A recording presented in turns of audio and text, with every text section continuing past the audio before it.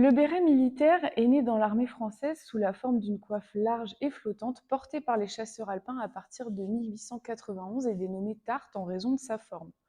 Sa forme élargie protège efficacement de la pluie jusqu'aux épaules, un atout précieux lors des missions en haute montagne. Par la suite, d'autres unités militaires, notamment les troupes blindées, ont adopté des versions ajustées du béret, reconnaissant sa praticité et son symbolisme fort. C'est ainsi que les Britanniques ont commencé à le porter au combat. Lors de la création du Special Air Service, les hommes portent le calot réglementaire. David Stirling va alors doter ses hommes d'un béret de couleur blanc puis sable, ce qui sera d'ailleurs vu par l'état-major anglais comme une fantaisie de ce groupe un peu à part. Son port n'est donc pas officiel. Les parachutistes britanniques adoptent le Maroon Beret en juillet 1942, le béret amarante, et le béret noir des Royal Tank Corps, unité blindée britannique, est adopté en 1943 par les SAS français.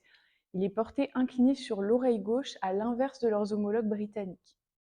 Les parachutistes français portent le brevet du Parachute Regiment Cap Badge métallique, fabriqué à partir de 1943, remplaçant l'insigne du Pentagone polonais porté auparavant. Avec une touche personnelle, il casse la couronne du roi George VI. Ici un exemple de Cap Badge parachutiste ayant appartenu à Meyer Sassoon, lieutenant médecin au 4e SAS, en bakélite gris dite version économique.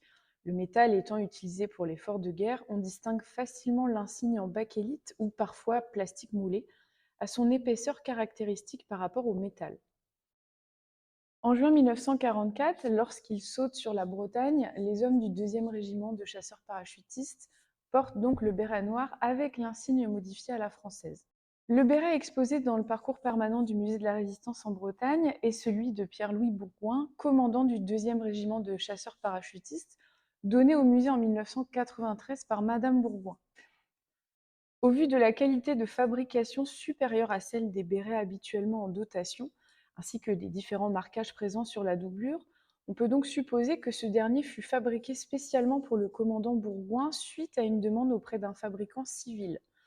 Fabriqué par un chapelier dénommé A.G. White, installé à Londres, dont l'enseigne était située dans le quartier commercial de Burlington Garden. Le béret est agrémenté d'un pourtour brodé de tissu et se termine à l'arrière par une fente laissant apparaître le cordon de serrage. Une pastille de cuir ronde indique la taille. Au moment des combats de la Libération, le roi George VI autorise les unités aéroportées formées en Angleterre à porter elles aussi le béret amarante. Celui-ci a probablement été porté par certains SAS dès le mois d'août 1944, mais c'est lors du défilé du 11 novembre de la même année à Paris que les parachutistes français libres paradent avec le béret amarante et le cap badge Dag Hellé cousu à droite, toujours à la française. Ils le porteront ainsi jusqu'à la fin de la guerre.